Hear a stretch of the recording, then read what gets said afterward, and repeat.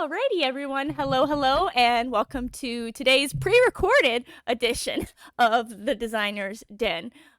Because, as we all know, life is busy. There's a pandemic, so we have to stay at home, which means we have 8 million things to do. And so today I am very excited to be able to return the favor and have my very good and talented friend, Matthew Whitby, Yes. join me on the show today. Thank you. Again, Shucks. yeah. Again, behind my beard, I'm blushing. No, thank you very much. Yeah, no, I'm delighted to be able to return the favor. Our debt is paid. We're now even. Yes, we're now even. So now we'll have to figure out rock paper scissors next time to see who Oh gets yeah, the money. what coin flip? Yeah, I think that in fairness, what is it for? That's quite on brand for us, like coin flips and luck. So Himora's coin. yeah. Yes, quite on brand. But yeah,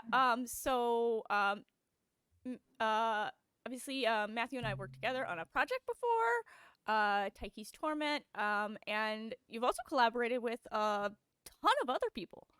Yeah, I suppose that my instinct was like I've been around, and I think in the nicest sense of the word. Yeah, no, I think I'm very quickly approaching my sort of like 2 year mark of That sounds right. creating and publishing stuff on the DMs Guild. Mm-hmm. And yeah, I've been absolutely privileged to work with a talented bunch of people all across the projects. Yeah, and Um, you've currently got 35 projects just on the guild credited to oh, you. jeez, And that's a then few. if you have any where you were part of a large group and they didn't get your name on it, it might even be more. That happens. Yeah. I mean, I don't envy those sort of like huge collaborations where it's like 30 plus people, and yeah, the sort of authors list is it doesn't quite fit in the DM's Guild format as nicely. No. But fortunately, you can still at least do the royalty split for all of those people. That arguably the most important part. Yeah. Yeah, so you've been doing this for 2 years and Yeah. learned a lot during that time, as we all do. Yeah, no, without question. Um, but yeah, so what you're working on right now actually isn't even on the guild. No, yeah, it's I guess it's a case of yeah, you stick around on the guild for long enough and people start inviting you to do stuff kind of slightly off the guild. Yeah. Yeah, no, I'm still very much, I've got like a few things in the pipeline for the guild. But as of when we're speaking stuff like that, yeah, March is a hectic month for projects that I'm involved in. There's kind of two simultaneous Kickstarters going at once. One is still D&D, so that's the Cities of Myth at Atlantis Divided, which is essentially it's a new setting all based around Atlantis. And I was involved to, again, my forte being kind of adventure writing. I helped write the adventure, a good chunk of the adventure seeds, some of the locations, some of the characters. I did a lot for that. I did a fair chunk for that project as well. And then kind of dipping my toes in something a little bit different. Yeah, was it Steve Pankatai invited me to do some narrative design on the Diesel project, which is a D6 system. But again, I was mostly in charge of the kind of supporting Steve's fantastic sort of narrative of like this sort of this world in which humans can kind of merge themselves with Diesel, or essentially like they're part machine in parts that you can start have the sort of the classic sort of like wrist gun, the sort of like you have like tools built into like your arms and legs, and you can sort of like replace parts with machines in a very sort of Western. Yeah, I was gonna say it's a bit more Western to it, so that, Wild West, but with built-in Gatling guns.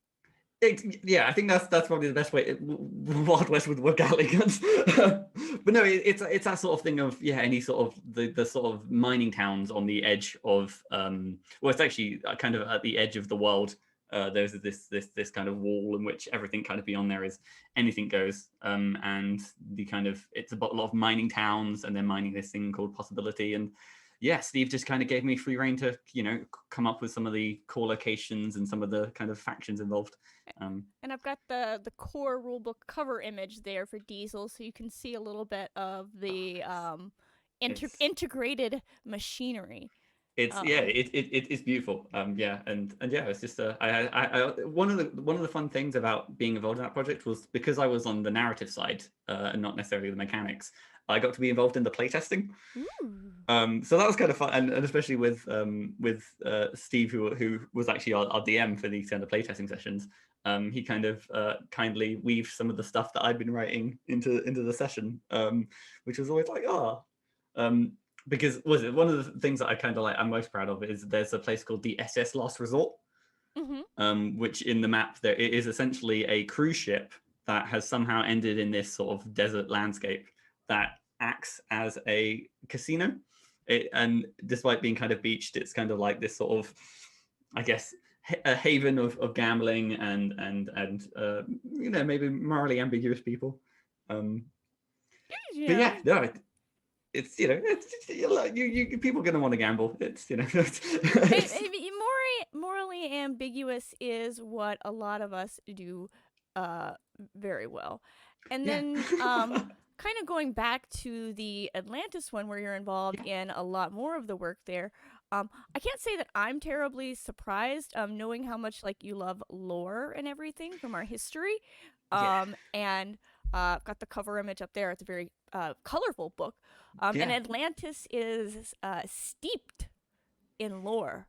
Yeah, it was again. So kind of the scope for this was the kind of Cities of Myth is like a sort of a series of books, or is its intention, and Atlantis Divided is like the second in the series. The first one was Camelot, which was fun, and that's kind of how I got involved because it's very much like I'm painfully British, and I wasn't sure. I hide it quite well. And then kind of just because of working with Remote Media or Ryan on it and stuff like that, I kind of got grandfathered into Atlantis Divided, and so Ashley May has kind of been in charge of navigating the whole sort of story space and creating these kind of diverse factions of both the above. So basically kind of Atlantis Divided is divided because there is a whole number of cities below the sea line and kind of above, and each kind of faction has kind of differing opinions. They're not necessarily at war, but there's a good amount of kind of tension between these two core factions. And then within each two major faction, there is sort of discrepancies between how much do they believe in the gods, how much do they believe in like the use of magic. Right. There's a good sort of like magitech aspect to it. So a lot of these different factions, it's like, okay, well, we really like magic, but we're not so keen on this sort of tech side of things, or another side of like, well, we don't worship gods here, we're pure tech, and that kind of interplay was really kind of fun to play around. And Atlantis in general has always been really interesting in like mythology and like how people have portrayed it. Like I remember in my childhood, one of the portrayals that I loved was Atlantis, the animated movie with Milo and Princess Kita. They did some of that kind of magitech there.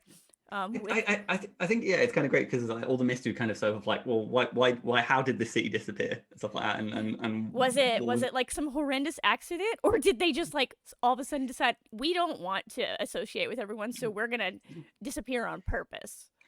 So it's kind of what was kind of been fascinating is just hearing kind of the team's kind of approach to this, and we were kind of looking into kind of very much like the mythos of Atlantis is almost like a fable kind of that's destined to repeat itself. So the kind of with running again, so that's what's kind of fun is like in writing setting guides, I'm very fond of doing kind of like adventure seeds of like a 1 to 20 campaign. Just because again, you get to write a whole campaign without all the ins and outs of again writing 20 adventures. No, everyone else has to figure out the fiddly bits. Yeah, I'm a high concept guy. And yeah, it was kind of cool to be like, okay, well now Atlantis as a whole is kind of on a trajectory to go through another sort of calamity. And how do the characters, starting as being, like nobodies, begin to kind of navigate this sort of like, avoiding these kind of world-ending event, I guess. Yeah. How do these 3 hapless teenagers save the whole world? It's always teenagers, and they grow up and they mature as they go.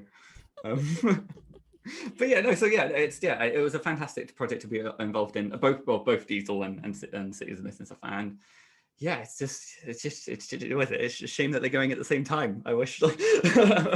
That is how it tends to happen. All this stuff ramped up because we're like, oh, it's winter. And we all have to stay. Well, we all have to stay inside anyway, but we all have to extra stay inside because it's cold. Yeah. So let's work on some RPG projects. And then it gets into spring, and you're like, they're all coming together at Yeah. once. Yeah. No, I must admit, the weird thing as well is like I don't think I could ever run my own Kickstarter. It's a lot of work. I just don't think I have the chops for it. So again, I like to kind of live vicariously by just being parts of projects that are on Kickstarters. But it's a doozy. Yeah, there's just a lot that goes into it. I have spoken with some people. Adam Hancock recently. He did the Those Who Wander Kickstarter, and he did research into how to run a Kickstarter. And I was like, I do project management, and that's a lot. Yeah, no, I just want to write adventures, and I just want to throw them out into the void. And then if people can bring me on to do that, I'm a happy bunny. Yeah. Well, you have done that, and you've done that fairly well. Like I said, 30 odd adventures or supplements out into the wild. Yeah, 35. Yeah, I think so. That's or is it coming up to 2 years? So that's at least on average two a month. Yeah, about. Give about. Yeah, jeez. Yeah. No, it's I don't know what exactly drew me to writing adventures, because the narrative, almost like story time. It is. So I started things off with a supplement called Adventures in Cravenhall. Which basically I was running a campaign for just a bunch of my friends. We all got together and was like, we want to start playing D&D, and I just ran them through a sort of very sort of basic you go to this place and you're in charge of a massive graveyard, and you have to go in and kind of empty the tomb out of undead. And that kind of session went really well, so they were kind of all raring to kind of play a little bit more. So I was like, well, okay, there can't just be a graveyard. There needs to be like a little location around it. It can totally be Kellenbor, Yeah. would disagree. It can completely just be a graveyard. Well, that's kind of what I hinged it on. Is Cravenhall as a place was kind of like, it was renowned for having this massive 90% graveyard with a little village in the middle. And just over the course of playing with this group and stuff, I started writing up more. And then I think it was a case of someone in the group kind of sent me a way of kind of turning my notes into like a D&D format. And I was like, oh, okay, I can kind of give that a go. And yeah, the kind of rest is kind of history. And I think that one was interesting because it's less of an adventure and more like a sort of a setting guide with a kind of adventure that kind of went through the flow. And then as I've kind of gone on, I kind of that's what you have your first two products listed as, is adventure guides rather than just adventure. Yeah, I think as well, because I suppose I feel weird about okay, so talking about something I'm doing at the recent, I'm looking at writing an adventure based in Longsaddle, which in the Forgotten Realms is essentially a very rancher based, which again I realize is probably quite inappropriate for a very I'm not the stereotype rancher in any way, shape or form. As far as moves you can, but I want to do an adventure in Longsaddle, but there's not as many good resources out there about what's in Longsaddle. It's whatever you want. But now I feel like I need to front load the adventure with a setting guide for how what Longsaddle is and all the sort of shops and adventures that can kind of take place there. I think it could be an appendix. It's always I don't know, because then I'm also thinking of I guess my mind of if I'm now trying to create an adventure based in Longsaddle, I'm thinking that it would be the case of someone bringing it to their table. They'll be like, okay, well, you've now arrived in Longsaddle, and they'll be like, okay, well, what's here?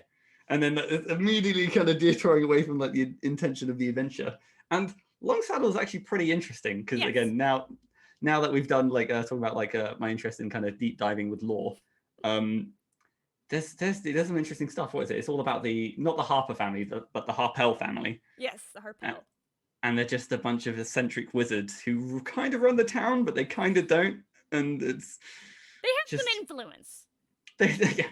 And yeah, I just think it's got a cool sort of saying. And yeah, I think that was one of the cases where, actually, I don't know. I think I don't know if it came up with the idea first, and then I kind of found its setting of where to kind of place it. Right. Or, but the idea was I kind of wanted to write an adventure that is essentially following in the wake of an adventuring party. Mm-hmm. So it's more the case of like, take your stereotypical like murder hobo party. I don't know anybody like that. I think deep down everyone knows. And it will be the case of you come to Longsaddle and there is essentially a party that have already gone out to do a quest that maybe the group is interested in, and through going through I think it's going to be a sort of a very stereotypical goblin cave.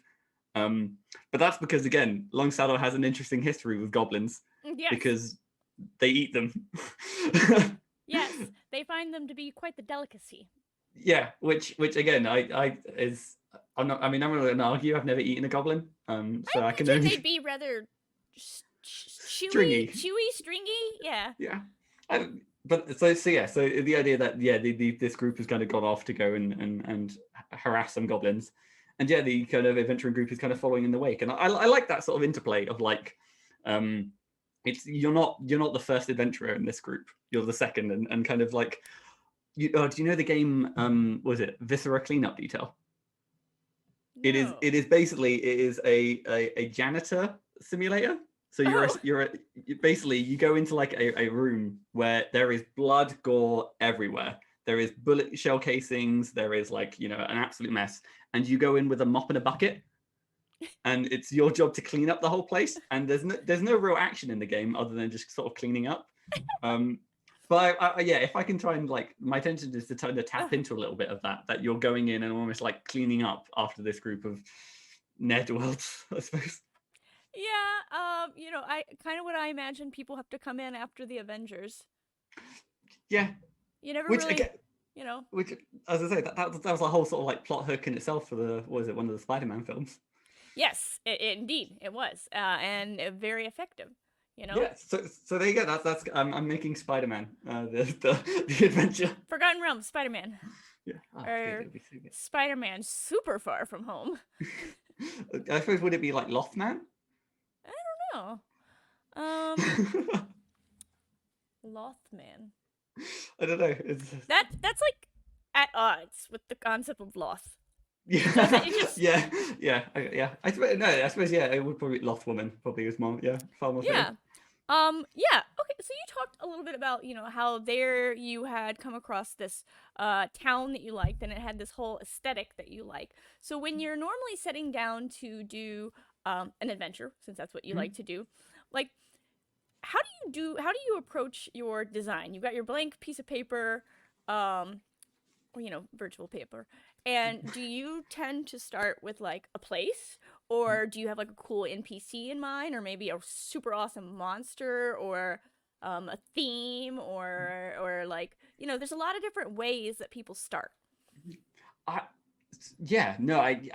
think I kind of bounce this around on like how I start on project to project, but generally I'm always kind of player focused. Mm-hmm. I'm thinking about what the players are going to be doing, and I guess, yeah. So for this Longsaddle adventure, it's very much like the adventurers are following in the wake of a disaster party, okay. Essentially. So you've started with a small idea. Yeah, and then I kind of I like to try and break it down into, typically aiming for like one-shot content, just because they're kind of it's kind of easy to do as a project, and it reins the scope in, so yes. I'm not spending. But I try and break it down into, okay, well, what are the three major scenes that typically is kind of the rundown is. You have the kind of the introduction, the call to action. You have it's kind of, I guess, simplified, because sometimes you want to have like a 5-part story act, but with adventures I find 3. You kind of have the second part is kind of venturing to the kind of event and what is going on, and then 3 is the climactic ending. Mm-hmm. And that's kind of how I'm talking a lot about a project that I haven't done yet, but um, that's generally how I kind of, some things kind of grow beyond that kind of scope, but that's generally kind of what I try and stick to. I mean, yes, I would agree that some things kind of grow beyond that Yeah. scope. I know. Let's see. We were just writing a little adventure for Taiki's Torment, and we ended up with 54 pages. Yeah, because so I believe was it so Touchy is a 5-part structure, but Yeah. it was mainly because essentially the first 3 parts kind of could be tackled in any order, and they kind of feed into the. But then if you think about it, it's like if you do the first part and then you ignore the other 2 parts, you can then go to the 4th and 5th part, You're and gonna be a kind of little confused, but you can go. yeah. And so yeah, so it kind of fits. It just for that for Taichi's Torment, it was very much like, yeah, you kind of have the 3 kind of. I mean, if you want to consider it 1A, 1B, 1C, it's still 3 parts. Yeah, so there you go. So again, I again, my it stands. But yeah, no, I think it kind of works because by being particularly player focused, you kind of avoid the pitfalls of just trying to write a story as an adventure, Right. as trying to be aware that this is always going to be player focused, and making again, and then once you kind of have those 3 parts, you can kind of think of like, okay, well, what are the set pieces, whether it is an exciting location or an exciting encounter, how do you kind of build Or a up to those? super cool NPC like the Deputy of Longsaddle. Yeah, no, exactly, and how that kind of information is kind of passed across. Yeah, because again, I that's the yeah, those moments is kind of what you look for, and you try and kind of build around it. You kind of, they're evenly spaced out, and it's not sort of action after action. And then kind of more recently, I've been so I write a fair amount of just encounters. Yes. So I love I've done. encounters. I love encounters. They're so much fun to do. So what is it? So I have like 2 projects which are just like random encounters around like Waterdeep or Baldur's Gate. But then every Monday, I go on Kobold Fight Club. I get like a randomly generated pair of monsters, and then I kind of try and write an encounter around them. And I believe I think I saw a what was it? I was about to call it a Vine, and that's me showing my age. The new what's the new Vine called? TikTok. TikTok. Yeah, the new Vine. There was a TikTok which was someone talking about Brandon Lee Mulligan's encounter design. Yeah. Which I just found super insightful and exciting. That I try my best to kind of include, which is like the 4 to 5 main things that you want to try and include is like have an exciting environment for the right. the players kind of something to do, interact with. Yeah. Exactly, as well as have it to be kind of evocative and exciting in itself. So like the dressing is nice, having a good amount of things for people to kind of interact with that are Meaningful. not just enemies. Yeah, not just enemies to kind of smack. One is to have sort of like a timed element. Give a sense of urgency. A rope that is about to snap. Storm Someone is brewing. The storm is brewing, someone's in danger, all these, the ritual is being cast, all those kind of those very stereotypical things. And then just kind of, as you kind of said, the have non-combat things to interact with, and actually, what is it? I'm gonna open my template live, and I have the kind of 5 things, but yeah, those are I've always found those to be kind of particularly useful to just think about encounters a different way. I mean, not every encounter is going to have all of them, right? But if I can kind of not crowbar them in, but if they can kind of location, terrain, timed elements, and non-combat tasks. Those I don't know why I said 5. There's only 4. But yeah, if you can tick those 4 off, I think maybe things might be exciting. I hope. Yeah, I mean, generally, I think that's a good rule of thumb to follow, because it gives you, some, I guess, the important pillars that hold up the whole thing. Yeah.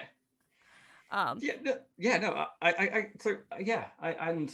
guess it's being aware of also if, for example, if we take this second chapter, so this is the sort of the rising to getting to where the location is, or Yes. the introduction to the climax and everything, is you kind of want to make sure that there is a good amount of pace that if it is a location, there is a good number of rooms that have threats or encounters, or it varies on case to case, but as well as having those sort of downbeats of like not always a puzzle, but just something that requires a little bit more thought or a little bit more of consideration to kind of a puzzle, or like you found a journal or something to just stop and reflect for a minute. That is a good way. If you do want your party to slow down at any point, just throw in a library, and they will there will always be one character who will slow down for a library. Hold on, there might be something important here. Yeah, they're just pulling all the books looking for a secret lever. It's fantastic. That is true. That is 100% true. All the books, all the candlesticks, everything. Does this fireplace turn? I've got a player in one of my groups at the moment who is notorious for stealing candlesticks, which I can't blame him for. I think they're normally made of good metal. So That's true. Nice silver candlesticks. Yeah, worth some money. But yeah. So you also, though, in addition to all of the adventures that you love, you actually have quite a few supplements around like items, and you've even got a subclass that you put up recently, which I know is not the first subclass that you've designed. I actually kind of really enjoyed the humor behind Oath of the Hurler. Yeah. I must admit, I realized a little bit too late that the hurling has like another meaning outside of just which again, that's a very different oath. I think that's like that's the oath of the frat boy. I guess it was. I kind of over time you kind of diversify and you kind of like you begin to kind of dip your toes in other things. The Oath of the Hurler was kind of not a spike project per se, but it was. I'm playing a paladin in one of the campaigns, and I wanted to smite on a javelin, and I think so. You can't do that until you get the improved smite, right? Because it's got to be a melee attack. Yeah, and I was like, well, I just want to throw stuff, and I asked around on Twitter, because I guess the big thing I was like is like, if you have access to a throwing smite early, is that overpowered? Is that too broken? But things with the throwing property have that medium range, and I don't know. I think I just kind of the image in my head of like you think of that cool scene in was it Avengers Endgame with like Captain America and Thor's hammer. Yeah, or just his shield, like all those sort of moments of just being able to throw cool stuff. And I was like, you don't.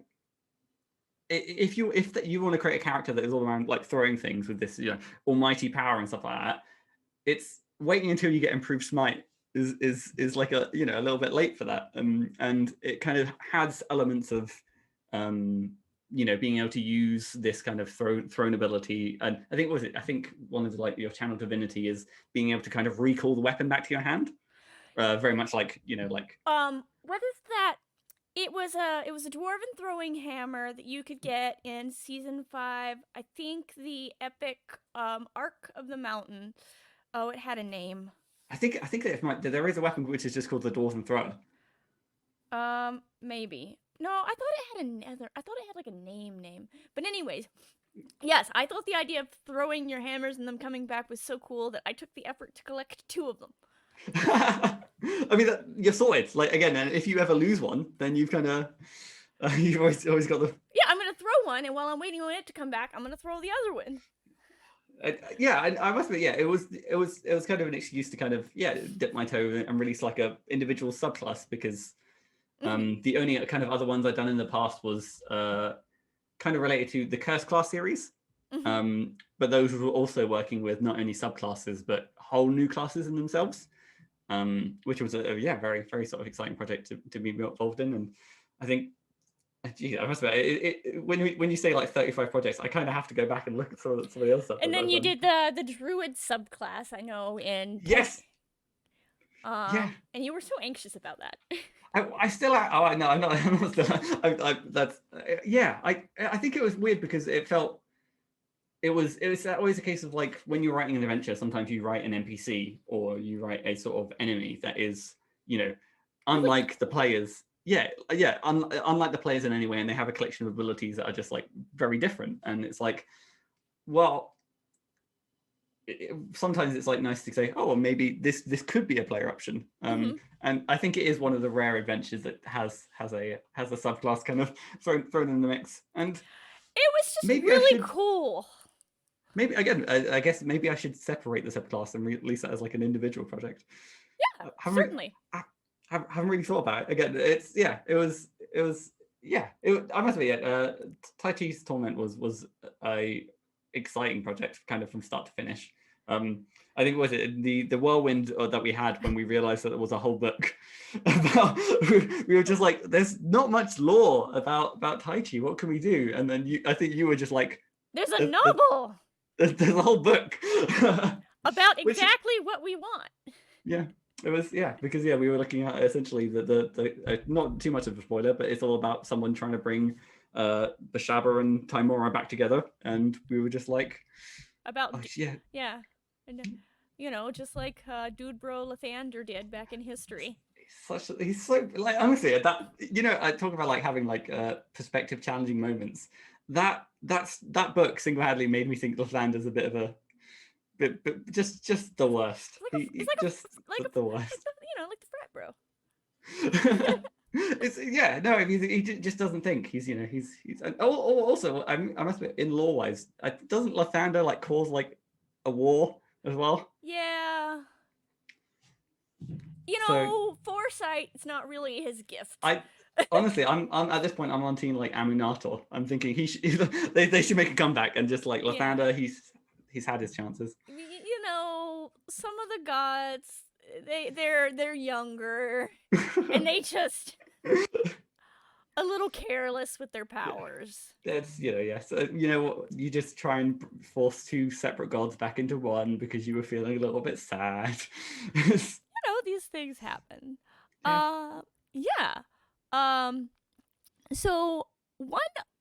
So speaking of like evolutions and things as you've gone on, one other thing that I've noted, and other people have noted too, that's definitely been a bit of an evolution, is you have a pretty distinctive style that you've gone to for some of your covers. Yeah. Um, yeah, Very abstract like. yeah, I must admit, I think a good chunk of it is I'm just the Hydro 74 style of things is kind of beautiful, It's and I beautiful. think I think it is very much the idea of like it's a good amount of inspiration, and then just trying again looking at the way that they do things, and slowly subtly over time kind of making it my own, and being able to kind of, but again I don't I think every time in the in cover of like the in the second page of like what's on the cover, and I'm always like a piece done by Matthew Whitby, inspired by Hydrogen, like because like I can't hide that it's just beautiful, and yeah, over time it's kind of grown, and I've kind of learned the kind of extent of what I can do with Photoshop, Mm-hmm. and I've moved more towards doing kind of like vector art. But yeah, no, I mean, I think some of the fun times I've had with covers was it doing the Vola's Guide to Getting Oh, Murdered? that's a good one. That was a good cover, yeah. I think it was the hardest part of that was getting Volo's hat right, his sort of floofy hat, and have it still come across despite being partially submerged. But yeah, no, yeah, and I must admit, some of my covers I'm pretty chuffed with. The Oath of the Hurler being kind of relatively new one. That took a little while to get right because the perspective on a hammer being thrown and having it kind of that took one or two tries, but the sort of I don't know the blue stuff in the background that looks cool. I'm pretty chuffed with that. Yeah, I've been bringing up some of the covers as we go through them. But honestly, like it just go and click the link, click the thing to go and look at the whole list of them, and it's really just kind of wonderful. And it's good that like you're kind of developing this brand. Yeah, I think I suppose it's kind of nice to kind of have, a one-stop, a way to kind of look at something and be like, oh, that's done by X or Y. And yeah, again, I hope it's, it's a good recognition. It's like, oh, this this is like, okay, I should avoid this one that's done by that guy over in England. Certainly not that. Certainly not that. You know, I got a lot of good stuff going on, and keep a lot of good company, which helps. So aside from the Kickstarters, though, like where are you going from here? So you just released a subclass. You're doing these 2 Kickstarters. You got some adventures, on the back burner. Yeah, so I've got, there's a really I don't know how it's that case of like there's stuff that I've written close to 35,000 words for a project, which is very exciting. That is a lot of words. It's a lot of words because it's a setting guide. Right. I'm shocked. Yes. it's going on the DM's Guild. It's probably going to be a little while out because again, those words have not been edited yet, and I dread to give it to an editor and not give them ample time to. Yeah, that's a little bit of a project. It's a few words, but it's been really exciting kind of dig my teeth into this, and I guess as like a high concept. Imagine every D&D hardcover book. Mm-hmm. Imagine the bad ending happens. Well, frequently it does. Players aren't the best, but yes, no, it always happens. Bundle them all into one world, and that's the high concept. Yeah, so Tiamat has been brought back. The giant ordning was all ruined, and hill giants ended up on top. Baldur's Gate is in hell. Baldur's Gate's never coming back. Tons of people lost their souls. It's the demon lords. They all merged out of the Underdark. There's. Oh. It's. Yeah. So it has completely reshaped. Well, it has reshaped the whole Forgotten Realms, but we're kind of again as wizards are trying to do. We're focusing on the Sword Coast because that's like that's the what is it that's what we have a good map of. If we just have a good map of it. No, there's a lot there's some exciting maps and stuff being done of this. But yeah, no, so that's something that I kind of had I think funny enough, this actually kind of stemmed from an email. Someone kind of approached me saying that Scott Scott approached me and kind of said that he's kind of wanted to kind of gauge my interest, and it's going to be the setting is going to be one thing, and then he's kind of working on an adventure chain to go on kind of alongside it. So that's probably the biggest thing that I've kind of been working on, and yeah, that certainly is an undertaking. It's super exciting. But then other than that, it's just I want to get this long saddle adventure out there. I want to continue the items and encounters in X series. Mm-hmm. I'm torn at the moment. I think I've got the kind of template or like the starting works of like in Icewind Dale. But do you want to do an Icewind Dale at this point? That's the thing. I'm a little bit late to the pie. So then it's like, I could do in Candlekeep and still be kind of relatively close to the thing, or I could think like next level and I could go, okay, well we're going back to like Ravenloft, right? And maybe there's like some Fae stuff going on with the all the what's it called, the arcane Unearthed Arcana. Unearthed Arcana, with that coming out. So it's like, but that's the thing. It's I'm always 50-50 about trying to sort of chase hardcover releases. I without doubt, I think it is a good business model. But I'm also something of a completionist. Yes. I mean, because I released the Baldur's Gate items encounter around the time of Baldur's Gate. I then did Waterdeep afterwards, which was again not close to the release. And I keep coming back to Waterdeep again. Waterdeep I think it's my is city. a lovely city. There's just so much going on there. It's such a cool city, and I think it kind of lends itself because the kind of the amount of detail they go into Waterdeep Dragon Heist, Mm-hmm. and And the fact that the War Deep Recognize is such like an open-ended adventure, it's so easy to kind of like, it's other adventures, it's kind of hard to kind of crowbar in like a one-shot.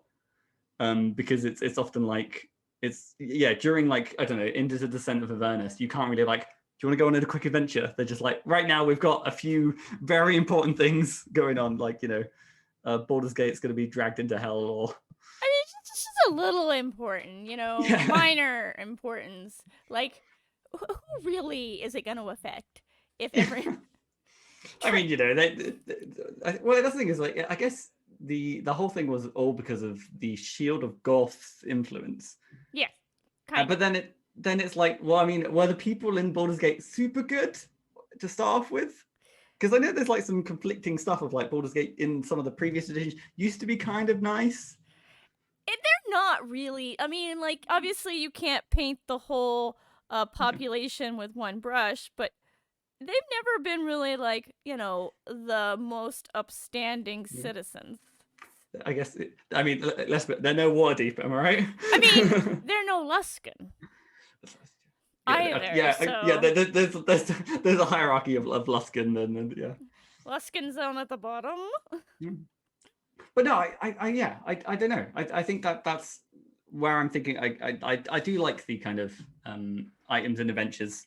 Items and encounters, because again, it's a chance to write a bunch of exciting encounters.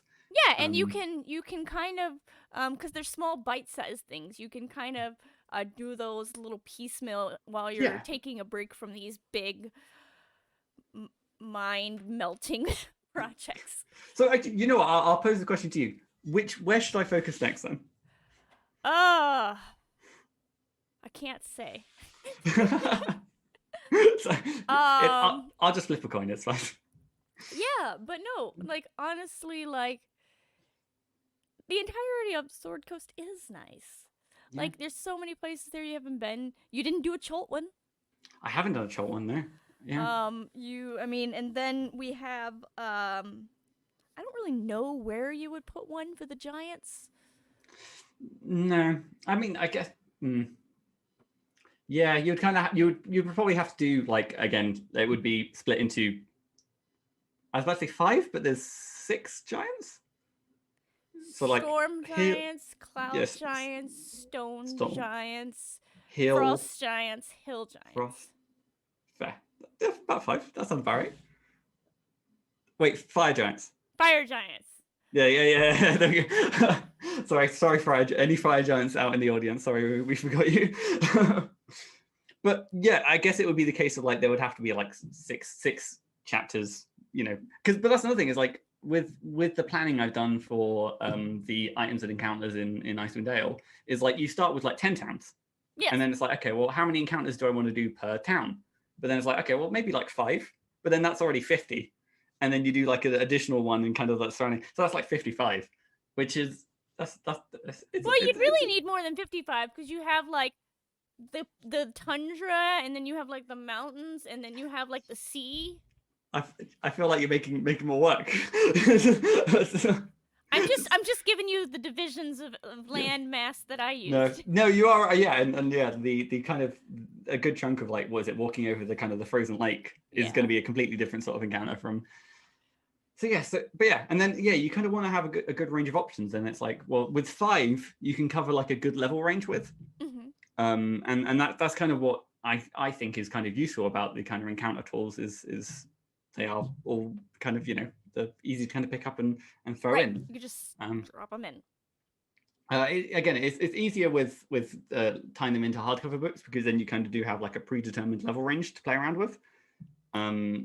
But yeah, some of the other ones it gets a little bit more challenging because once the scope gets huge and it's like, right. So I mean, you could definitely do something with the Candlekeep book. There's a lot of space there for exploring. If you've seen the adventure previews, they start in Candlekeep. Yeah. And then they go elsewhere. I mean, I think it is like a.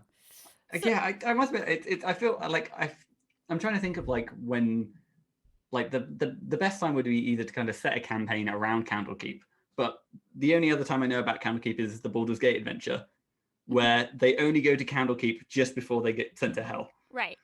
And So you could do some exciting stuff in Candlekeep because it's a massive, sprawling place, and the vaults could be haunted. There could be yeah, secret passages that no one's seen in millennia. I mean, you could.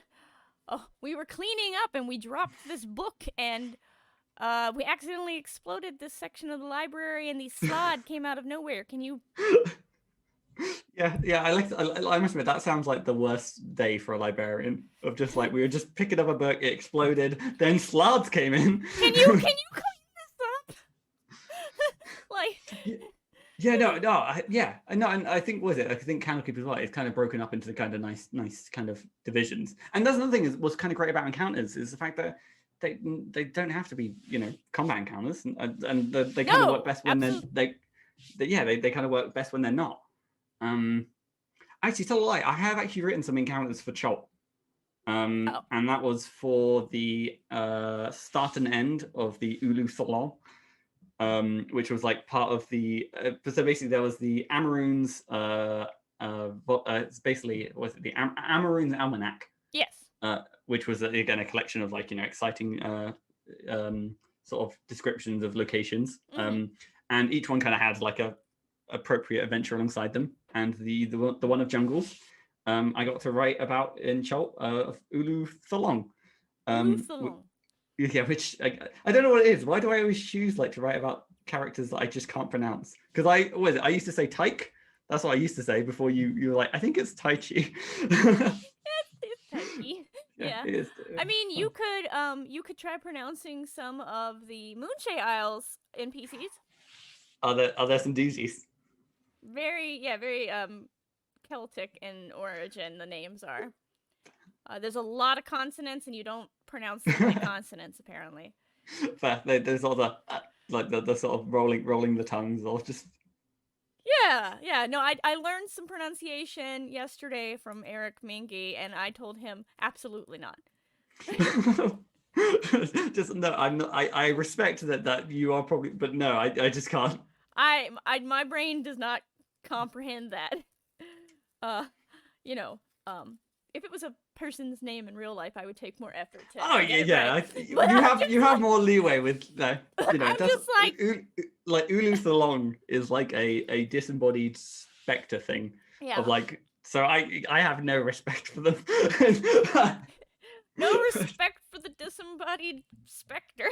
Well, they're like the embodiment of evil, and they basically they don't exist. They don't have a physical form, right. But when they emerge, they sort of make the trees around them get all kind of fleshy and bulbous. So that's another reason why I don't respect them. Fleshy and bulbous. That's that's key terms. What you need to know if you're dealing with Ulu Tholong, it's fleshy and bulbous. But yeah, that was another kind of fun. Yeah, I do like the projects where you get to play around with like the established lore and things that kind of people are probably going to come up with. All right, I've got one final question, and it's a good one. I like to ask this one. Ooh. So, yeah, I know, right? So your dream project. If you could work with anybody, you had the resources, people were just gonna buy it, you had the time, what would you work on? I must admit, I know it's hard. It is a hard one because I must admit I don't think super far ahead. I have that problem too. Yeah, that's what I mean. It's like I like the idea of writing like a whole campaign book, but then I think realistically, I don't know if I would. Like I like would it just be I would like to just continue making one shots. And I would like to have the opportunity to do again a lot more kind of collaborative one shots. Just because, yeah, that arguably like the design process and the end product is always kind of more fun when you kind of have someone to kind of bounce the ideas off of. And yeah, so yeah, I think it would be the case of I would have the chance to write a near endless amount of one shots with a bunch of different people. I'm gonna do some Dragonlance adventures. That's my dream. Yeah, no, it was with the exciting times of like some of the Dragonlance news as well, isn't it? Yeah, no, I've always been a fan of that world. Like, but we'll see where that goes. I mean, We might get Spelljammer first. I do. Fingers crossed. No, absolutely not. But no, because isn't like the big kind of drive behind Dragonlance? It's very much like the traditional like knights and dragons. Yeah, it's a very romantic fantasy. Romantic, not necessarily being like Yeah, no, yeah. I mean, if you want to make out with all the knights and dragons, then that's by all means it's romantic in the traditional, like there's a person in distress and the good conquers evil, and it's very clear delineations, and like some prince in a castle somewhere where it's like, oh, woe is me, where is my dashing where is my dashing adventurer here to save me? Oh, there she is.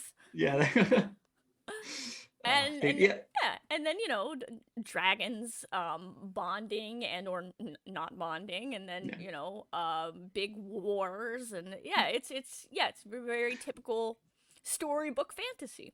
So I get that. Sorry, forgive me. My podcast hat is showing. But would you want to write like a campaign, or like what would kind of be the aim? No, I want to write encounters. No, encounters and just like small things, like so that people can experience like the different parts of the realm, like, okay, so you don't know anything about this setting. Here's a little tidbit that introduces you to, the society of how Kenders are. Here's a little tidbit that introduces you to like Minotaurs and their way of life. Here's something set out in the plains. Here's dragons. I must be. I think we're pretty much on the same wavelength. Where it's like like dream projects and stuff. I dread to go towards big, because big means more stress and more project. I like the idea of just sort of like small ongoing kind of. Okay, but but like any particular content. So we've all established we want to do little things, but lots of them. I do want to play around with the kind of just the format of adventures, because I want some of the favorite games, like video games that I like, are kind of like the fourth wall breaking ones. Yeah. And I want to see if that can kind of translate as well within like a D&D adventure. So just like an adventure, or like a series, a dungeon in which where me as a human being is an insert as a character, and my favorite go-to one is, it would be a series of maybe not a series of rooms, because that can get monotonous and boring, but just an encounter in which there is a goblin with the stats of a dragon. And nothing about the goblin gives it away. That like it just has the stats of a dragon. And completely unexpected. Just because I think that's it's cool to mess around, and if it can be just sort of like a light-hearted fun session.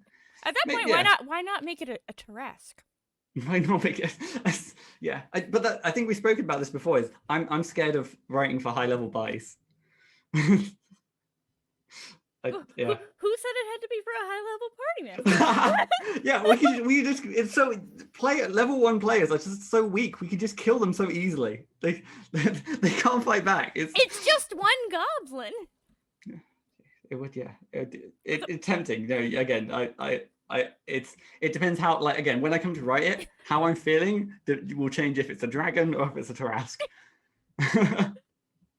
Then it's for a mid-level party. It's fine. Or no, but why not just have both? Like, you walk in a room, there's a goblin. You're like, okay, we'll fight this. It's a dragon. Okay, we can deal with another dragon. Next room, another goblin. It's a Tarrasque. Or you walk into a room and it's a coin flip to figure out which one it is. See, basically we've just made a room of where goblins. It's just a goblin in every room. But what is it? But what is it actually?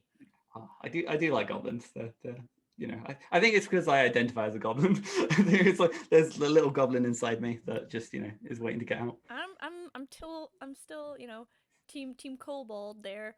40 kobolds all at once. In fairness, I think the problem I sometimes have is the kind of lore depiction of goblins is kind of quite often different to like my mental image of like what like a goblin is in terms of like just attitude and goofiness, I suppose. I picture them like they're very, clan oriented. So they're like this big, goofy family, and they're very bratty. Yeah, I suppose. I'm gonna do it my way. No, we're gonna do it my way. I'll fight you. Yeah, and then they fight you, and then they collect your teeth in a little bag. Yeah, it's fine. Just a little, harmless fight. Yeah, you just. Yeah. Oh, oops, you died. So the way, oops, you died. Yeah. Oops. Maybe next time. I mean, that's kind of how my Lost Mines of Phandelver starts off. All of a sudden, there's like goblins, lots of them, and you're like, we're gonna die here. I must admit, I do agree that kobolds do have I like the inventive nature of kobolds. So that's one thing that they give them like some points for. I can respect them for that. I mean, who can not like 3 kobolds in a trench coat? Yeah, it's true. I don't know. I feel like again, if like internet fight, 3 kobolds in a trench coat or 3 goblins stacked up on top of each other in shoulders. Well, see. You'd have to go with the Batiri Goblin stack because they've trained for this day. Yeah. Oh, well, no, I guess the kobolds have trained in espionage.